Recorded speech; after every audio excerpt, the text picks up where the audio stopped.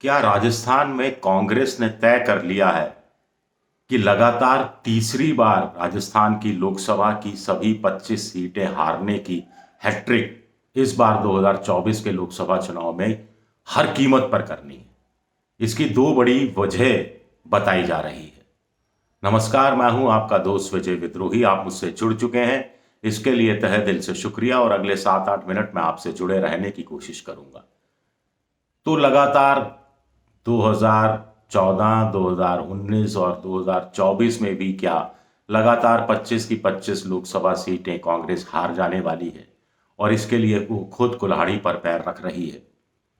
ये बात इसलिए कही जा रही है कि एक तो सीनियर नेता चुनाव मैदान में उतरने से कतरा रहे हैं और युवाओं को आगे बढ़ने की बात कर रहे हैं। दूसरा, जो विधायक का चुनाव हारे लेकिन परिवारवादी राजनीति का हिस्सा है, वो अपने परिवारवादी राजनीति को आधार बनाते हुए लोकसभा चुनाव में टिकट की मांग करने लगे हैं। तीसरा, कुछ ऐसे विधायक जो चुनाव जीत कर आए हैं अब चाहते हैं कि उनके लोकसभा क्षेत्र से उनके बेटे बेटी, भतीजी, भुआ, भांजा किसी को टिकट दे दिया जाए। गजब स्थिति है। एक तरफ राहुल गांधी हैं जो गांधी नेहरू परिवार पर परिवारवाद का आरोप लगाती रही बीजेपी, उससे बचने के लिए राष्ट्रीय अध्यक्ष पद से इस्तीफा देते हैं और हजार बार लाख बार कांग्रेस के कार्यकर्ता मनुहार करते हैं, लेकिन फिर भी मानते नहीं हैं और मल्लिकार्जुन खड़गे अध्यक्ष पद पर बैठते हैं। बीजेपी ने 2014 के बाद परिवारवाद को एक बड़ा मुद्दा बनाया है। गांधी नेहरू परिवारवाद को आधार बनाया है, क्षेत्रीय दलों के परिवारवाद को आधार बनाया है और इसका उनको चुनाव में फायदा भी हुआ है। लेकिन कांग्रेस के नेता अपने ही नेता राहुल गांधी से सबक सीखने के लिए कुछ भी तैयार दिखाई नहीं देते हैं। ये बड़ी विचित्र चीज है। उनका नेता दक्षिण से उत्तर की 4-4.5 हजार किलोमीटर की यात्रा कर चुका है। उनका नेता अब पूर्व से पश्चिम की 6,000-6,500 किलोमीटर की यात्रा पर है कांग्रेस को मजबूत करने के लिए। लेकिन राजस्थान में क्या हो रहा है? राजस्थान में पता चला है कि जो बड़े नेता हैं वो चुनाव लड़ने से कतरा रहे हैं, या कुछ ऐसे भी हैं जो चाहते हैं कि उनकी जगह उनके बेटे को एक बार फिर मौका दे दिया जाए। आप समझ रहे हैं मैं किन की बात कर रहा हूं। उधर परिवारवाद विधानसभा चुनाव में भी था, कांग्रेस की तरफ से भी था, बीजेपी की तरफ से भी था। लेकिन बीजेपी चूंकि चुनाव जीत गई तो ये कमी ढक गई, कांग्रेस हार गई तो ये कमी और ज्यादा उभर कर आई। तो अब कम से कम ये माना जा रहा था कि लोकसभा चुनाव में तो कांग्रेस के नेता कुछ युवा चेहरों को आगे बढ़ाएंगे, कोई कुछ जगह सीनियर लोग होंगे, कुछ जगह युवा चेहरे होंगे। लेकिन ऐसा होगा क्या? अब देखिए, हरेन मिर्धा ये नागौर से चुनाव जीते, मिर्धा परिवार से हैं। इन्होंने अपनी ही रिश्तेदार ज्योति मिर्धा जो बीजेपी में चली गई थी उनको हराया। लेकिन अब ये नागौर लोकसभा सीट से राघवेंद्र मिर्धा अपने पुत्र के लिए टिकट मांग रहे हैं, ऐसा माना जा रहा है। नागौर की सीट हो सकता है कांग्रेस अनुबंध के तहत, अनुबंध से मेरा मतलब है चुनावी गठबंधन के तहत, आरएलपी को दे दे, हनुमान बेनीवाल की पार्टी को दे दे। क्या ऐसा होगा? उधर बद्री जाखड़ जो पूर्व सांसद रहे हैं कांग्रेस के, वो अपनी बेटी मुन्नी देवी के लिए पाली लोकसभा सीट से टिकट मांग रहे हैं। दिव्या मदेरणा जो जोधपुर से चुनाव हारी, वो अब लोकसभा चुनाव में हाथ आजमाना चाहती हैं। महिपाल मदेरणा की बेटी हैं, कांग्रेस के बड़े नेता रहे, और परसराम मदेरणा की पोती है जो कांग्रेस के और भी जाटों के सबसे बड़े नेता रहे।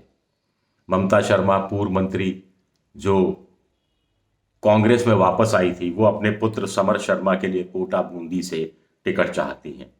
दानिश अबरार जो चुनाव हारे, जिनके पिता अबरार अहमद प्रदेश कांग्रेस अध्यक्ष भी रहे थे, केंद्र में मंत्री भी रहे थे, चुनाव हार गए विधानसभा का, लेकिन टोंक सवाई माधोपुर से लोकसभा का टिकट चाह रहे हैं। दानिश अबरार को डॉक्टर किरोड़ी लाल मीणा ने हराया था। राजकुमार शर्मा पूर्व मंत्री, ये झुंझुनू की एक सीट से चुनाव हारे। अब राजपाल इनके भ्राता हैं, उनके लिए ये चाह रहे हैं कि जयपुर शहर से उनको टिकट दे दिया जाए। कुछ और लोग भी हैं, प्रशांत बैरवा हैं जिनके पिता डीपी बैरवा टोंक से सांसद रहे। प्रशांत बैरवा चुनाव हारे, वो भी लोकसभा का उम्मीदवार बनना चाहते हैं। दिव्या मदेरणा, दानिश अब्रार की बात की, चेतन डूडी भी, जिनके पिता रूपाराम डूडी भी विधायक रह चुके हैं, वो भी टिकट चाह रहे हैं लोकसभा का।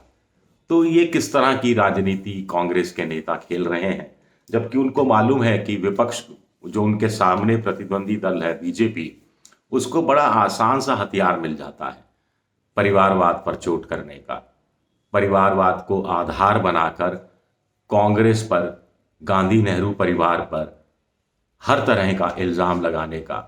और देखा है कि वोटरों में भी एक बड़ा हिस्सा ऐसा है जो गांधी नेहरू परिवार से किसी तरह का, थोड़ी सी खुंदक शब्द का इस्तेमाल करूं या कोई दूसरे शब्द का, थोड़ी सी एलर्जी रखता है। उनको लगता है कि गांधी नेहरू परिवार ने कांग्रेस का एक तरह से भट्टा बैठाया, तो उससे दूरी बनाकर चलनी चाहिए मतदाताओं के बीच में, जैसा कि राहुल गांधी ने किया था। काफी हद तक वो कामयाब रहे। अब लोग भले ही कहें कि साहब मल्लिकार्जुन खड़गे अध्यक्ष बन गए तो क्या हुआ, फैसले तो राहुल गांधी करते हैं। करते होंगे राहुल गांधी, सोनिया गांधी या प्रियंका गांधी की भी चलती होगी। आखिर गांधी नेहरू परिवार की चलती तो रही है, लेकिन अध्यक्ष पद पर तो मल्लिकार्जुन खड़गे हैं। तो आपके आरोप चिपकते नहीं है, विपक्ष के आरोप ऐसे में चिपकते नहीं है, फिसल जाते हैं। लेकिन या फिर कुछ फ्लोटिंग वोटरों पर यह असर पड़ता है कि चलिए राहुल गांधी अब अध्यक्ष तो नहीं है ना, साधारण पार्टी में और कोई पोस्ट भी नहीं ली, कहीं महासचिव भी नहीं है। बाकी कांग्रेस में तो सीडब्ल्यूसी के लिए या एआईसीसी का मेंबर बनने के लिए बहुत लोग पापड़ बेलते हैं, बहुत लोग राजनीति करते हैं।